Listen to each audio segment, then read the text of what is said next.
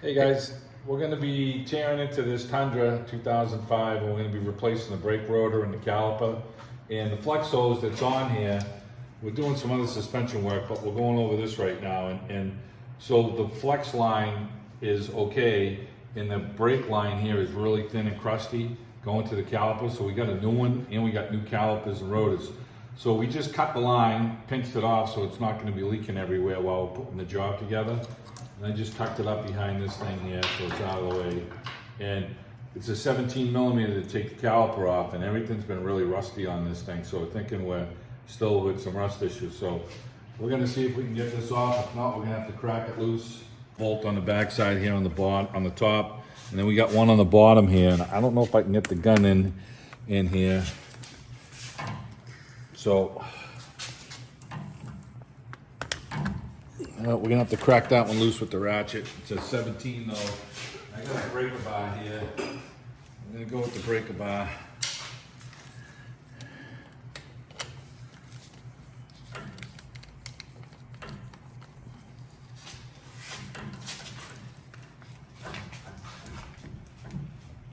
Oh yeah, nice and tight, huh? Yeah, it's pretty bad. It's pretty rusty. Steve and I are doing a lot of work to this truck in general. We'll have a bunch of videos for you guys to watch on it, and we just kind of wanted to film the process of replacing the caliper, the pads, and the rotor, so you can have an idea if you need to replace all these items. So we cracked this loose. We're gonna take this 17 off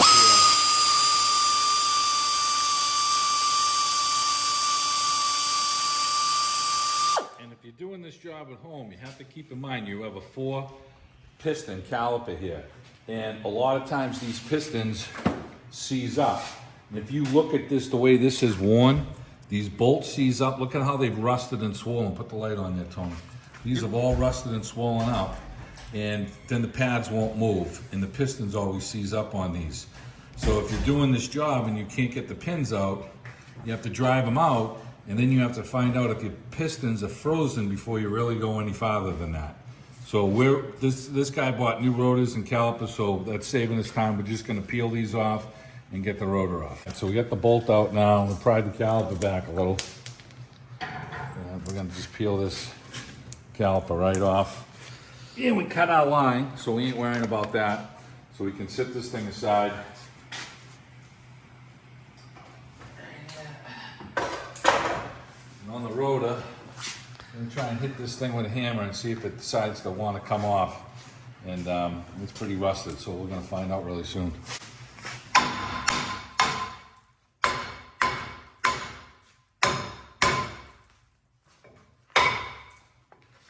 Alright, so we got the rotor off.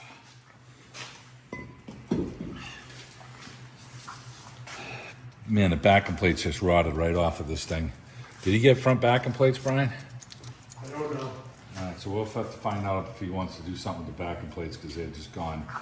So, so we have the caliper and the rotor off, and we're gonna find out if we're gonna do backing plates. If we're gonna do backing plates, you have these. They look like 14 millimeter bolts here, and then we can pull these off and put the backing plate on. You know, we shall find that out. Okay, we got the slotted rotors. These are directional. We got the passenger side. We never seize the hub. Sit this on, and we're gonna put a lug nut on this just to hold this into place for us. Okay.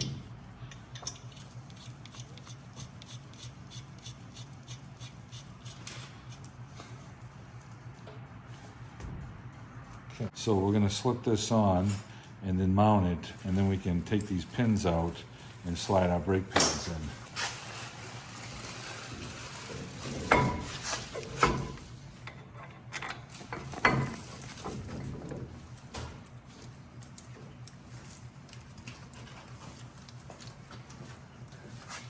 Yeah, 17s. Get the bottom one here.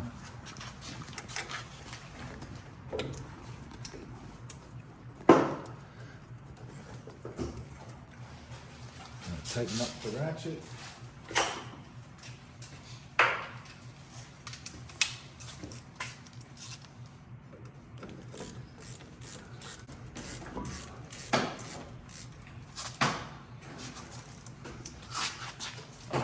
tight.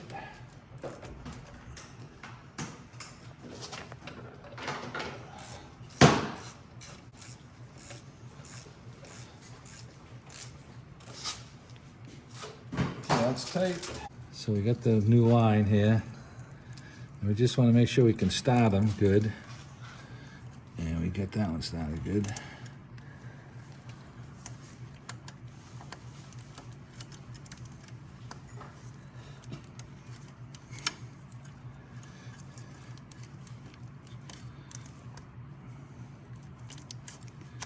Can't really see it. I think I'm going to start this line in here first and then go after this one after.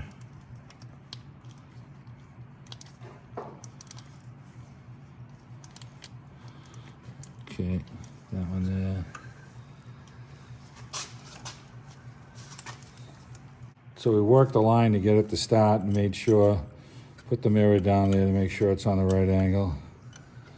We got this all tight now. So we're gonna snug up these two with our flare nut wrench. Make sure they're both tight. And there is a different line. The line goes on the top here. We'll show you the fitting here. So the lines have two different sizes, two different styles. And this style here is the one that goes towards the flex hose. It's got the little end on it right here. And then this side went towards the caliper. I'm gonna tighten it with our flare nut wrench, make sure it's snug. That's good.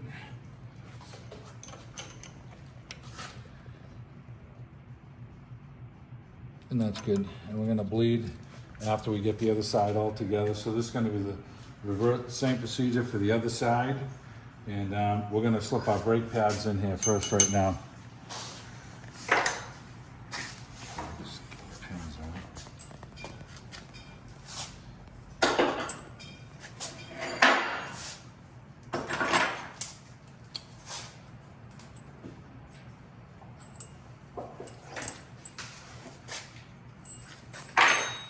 We're going to use the brake caliper pin lube for the slide. We're going to put some on the brake pads here so that they slide down here, because they can slide right down into these slots right here. So we're going to put some brake caliper lube on the sides here and then on the pins. So you have one brake pad that has the warning tab on it, and we'll put that on the top on the outside. Just putting a little bit on the outside of the brake pad here. Don't get this on the brake material itself.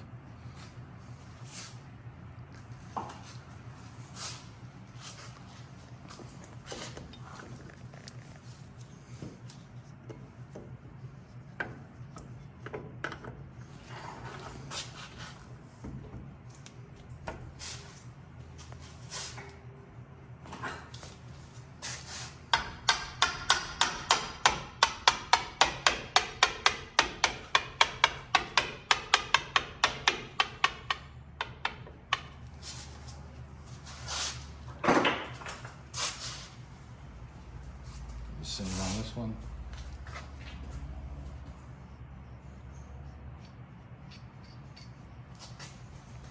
You could run this right down across like this.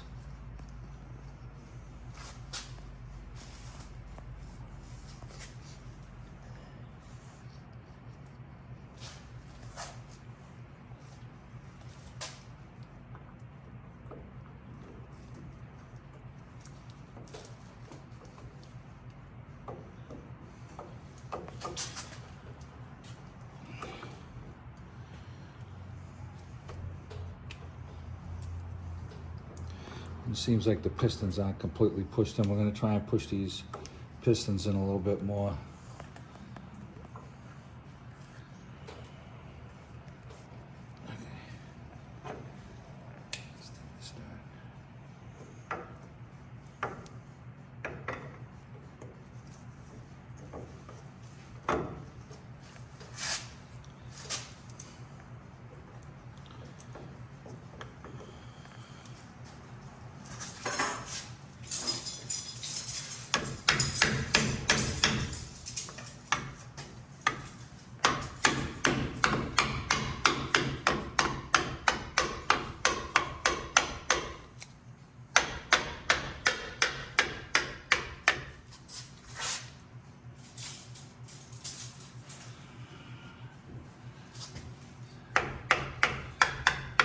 Okay. We got our slides here. We're gonna lube these all up. Line these up with the holes. We'll have to tap our brakes in just a little bit more. These have to be maintained. Make sure these things are lubed so that the brakes slide on them.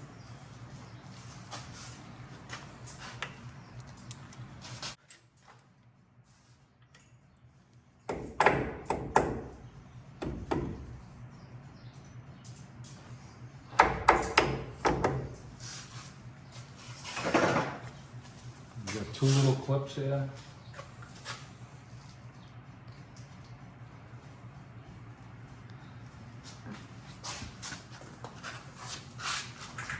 Just call me Brian. Right into that.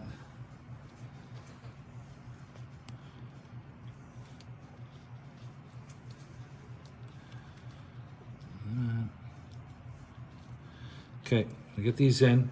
So we're just gonna bleed the brakes on this, and this thing is all set. And it's gonna be the same procedure on the other side, and then we'll finish it up.